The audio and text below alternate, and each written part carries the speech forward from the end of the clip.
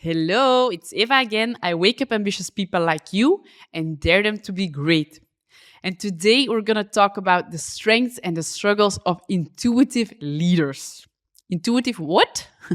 Well, ever feel like you are leading a project or maybe your own company, but you feel that your greatest strengths are always being underutilized? Typically, you feel that when you're surrounded by people that are very logical and metric driven and want to have specific OKRs and explanations for why you do it like this and not like that. And you feel that it drains your energy, or that you find it hard to find the words for why you feel that it's not working like that. Well, chances are that you're an intuitive leader. I have a lot of intuitive leaders in my coaching practice, and it always pains me to see how they make conclusions about themselves based on what's required, like the logical thinking that's required from them in their company or in life. Because when you're an intuitive leader, you're a visionary, you're a big picture thinking. But the world and your environment often demands you to be too logical. And you need to explain yourself, you need to break things down into spreadsheets, you need to give instant answers, you need to justify all your gut feelings. And it's very easy to feel misunderstood or to feel insecure when you have to do that and you don't have those answers instantly. It's very easy to question your communication style, to start doubting your instinct, and to wonder if your leadership is really even effective, because you're always challenged by these very rational, logic driven type of people. But what if there's another way? What if instead of trying to conform to this linear, logic driven approach that people around you want, what if you could own your intuitive leadership style and really use it as a strength? Because your leadership style really matters in today's world. You feel what needs to be done. Own that. Learn to articulate it, even if it takes a few times, if it takes a few trials. Paint a picture, tell the story behind the data. Try to see if you can maybe use metaphors, if it makes it easier for you. Also, you see the long game. A lot of people are stuck in much too tactical, short-term thinking, but you don't. You really see that long-term vision. So bring people along on your journey, on that journey, and show them the destination. Get them excited about the possibilities.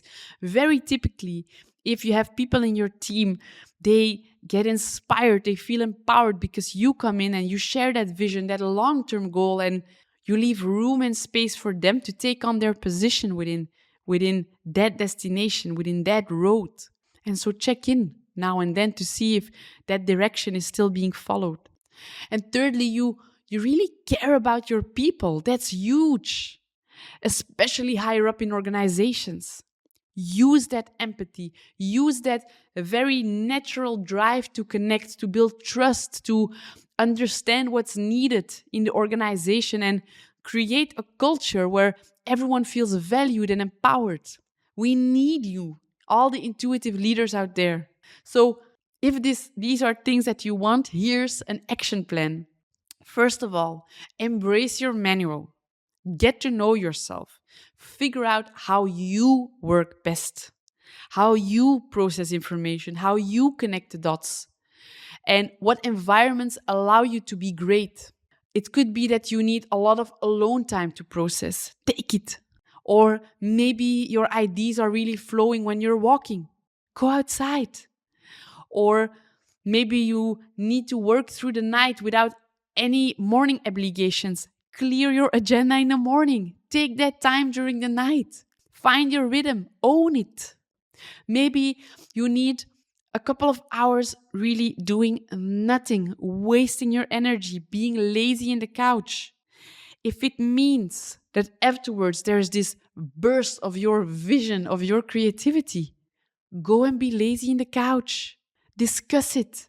Discuss it with people around you that this is your manual, that if you do this, if you can take those lazy moments, the company will benefit from it. Discuss it. Second, next to understanding and owning your manual, build your communication muscle. You're an intuitive leader, so it's not always easy to put words to what you feel. So practice articulating your vision, even if it's just to yourself at first. Build in extra preparation time. Talk to AI and ask it to make sense of your messy communication. Find metaphors, analogies, anything that helps you translate your gut feelings into words that resonate. And thirdly, very important for you, set boundaries. Set boundaries. You're an intuitive leader, so that means that you feel a lot. You tend to go along with what people need rather than setting your boundaries and follow your gut instinct. This is really your pitfall. And you can't pour from an empty cup. So create space for yourself to recharge, to explore new possibilities, to tap into your source of intuition. It's so valuable. Learn to say no, learn to delegate. Protect your energy so that you can show up as your best self, because everyone benefits from it. Leadership is not about suppressing your natural tendencies. It's about knowing them, refining them, using them to create a truly impactful and inspiring vision. So, to all the intuitive leaders out there, I say this: embrace your manual. The world needs you. We need your vision, your passion, your ability to connect the dots and see what others miss, to look beyond the metrics and see what others miss. So, if you learned something today, or if you care about intuitive leaders around you, share this video, because together we can wake up ambitious people like you and dare them to be great. So see you in the next video. Ciao.